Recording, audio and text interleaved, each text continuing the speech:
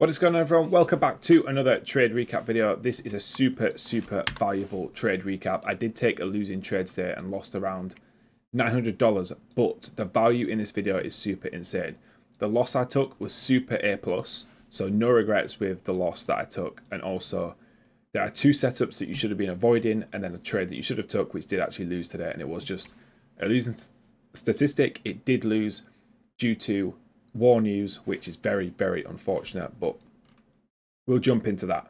So let's get straight into the analysis. A hell of a lot to learn in this video. So if we look at the higher time frame right now, coming into the day, right? So let's go back to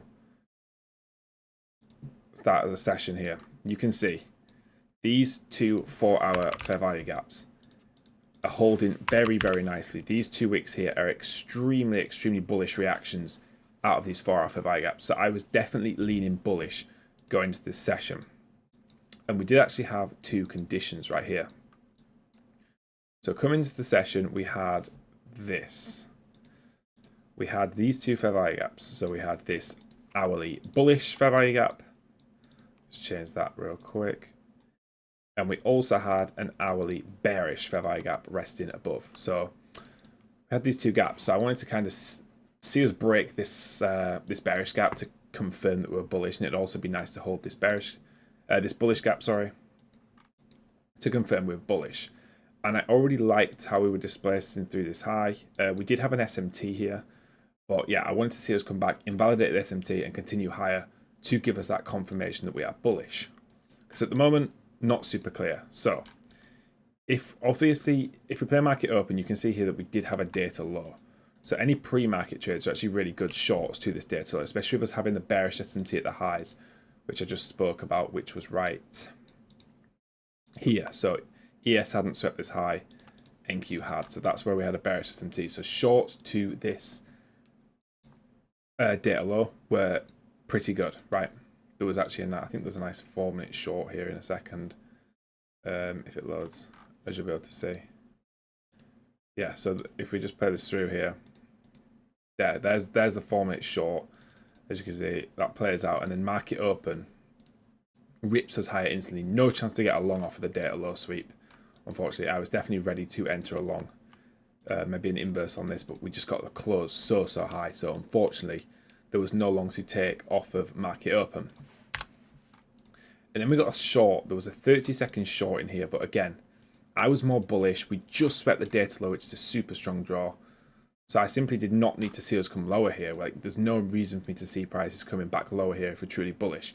And I said in my live stream, if we come back to this almost protected low, this is more of a bearish sign. It's not a great sign of price action.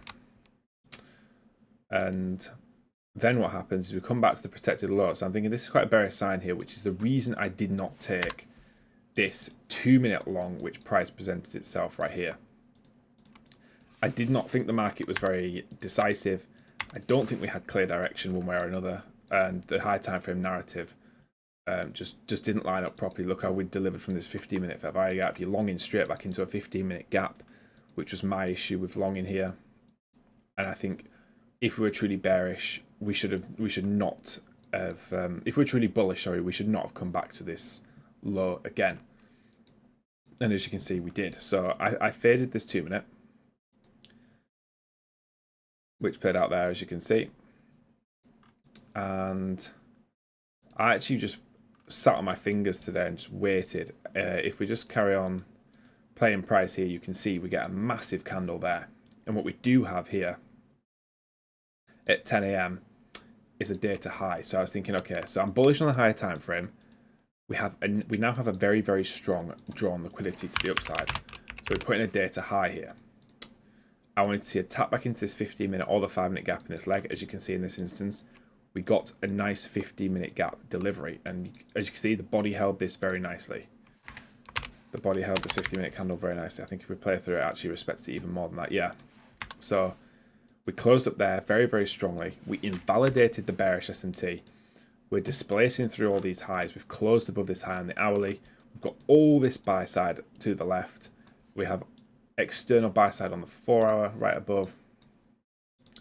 And also a daily intermediate term high as well. So Super strong buy side draws, data high above.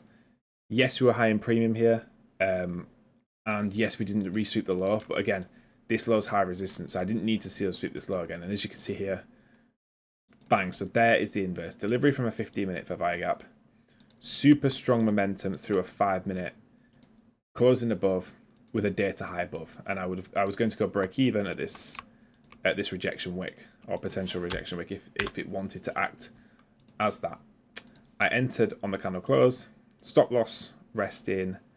If you go to the 3-minute, we actually had a 3-minute fair value gap in this leg, so I just had a hard stop under this 3-minute fair value gap, which is actually an inception gap. And then I targeted the data highs for a positive 1.25 risk to reward. And unfortunately, this was one of them losing statistics. Price chopped around a bit. I didn't really like how price was chopping. And then, as you can see here, at 10:37, if you look on here, so this is UK time. So 3:36 UK time, 10:36 New York time. We had war news, which unfortunately stopped me out of this trade. And yeah, it's unfortunate. There's nothing you can do when war news hits. We said we were chopping around anyway, so who knows if the trade would have been break even or not. And it just wasn't the cleanest of price action today, to be honest. We never had a super clear narrative. And then when we did have a clear high time frame narrative, we got war news. And then, as you can see, for the rest of the session, we just chopped and chopped and chopped and chopped. And yeah, we just didn't get anything super clean, unfortunately. So, like I said, very, very, very happy with this loss. I would take this 10 out of 10 times. Nice close above, strong momentum, liquidity above. Bias was bullish, delivery from a fair value gap. Of course, we could have had a liquidity sweep as well, but very similar to my trade recap on Thursday from last week, we didn't sweep the low. You don't always have to resweep these lows, right? If we get a nice reaction from this 15-minute fair value gap, I'm more than happy to take it. And who knows what would have happened if we didn't have the war news, right? Might have won, might have lost. Doesn't matter. I know that this is a high probability trade to take. And I called everything out today in my Discord, and I especially tried to tell people how to deal with losses. This is just a probability. There's no guaranteed outcome. And today just happened to be a losing statistic. And if you want to trade live, because Mondays are completely free Discord streams. So if you want to be in the live Discord streams, they're completely free. There was over 100 people in today. You can be part of the community. Join by clicking the link in the description. Be one of the top links will be my Discord. So get yourself involved in there. Subscribe to the YouTube for more free education. I'll be uploading free education every single week on here. So make sure to subscribe for that. And I'll see all of you guys in the next video. Hopefully we can have another winning trade recap this week. We can bounce back strong after this losing trade. But yeah, see you all then.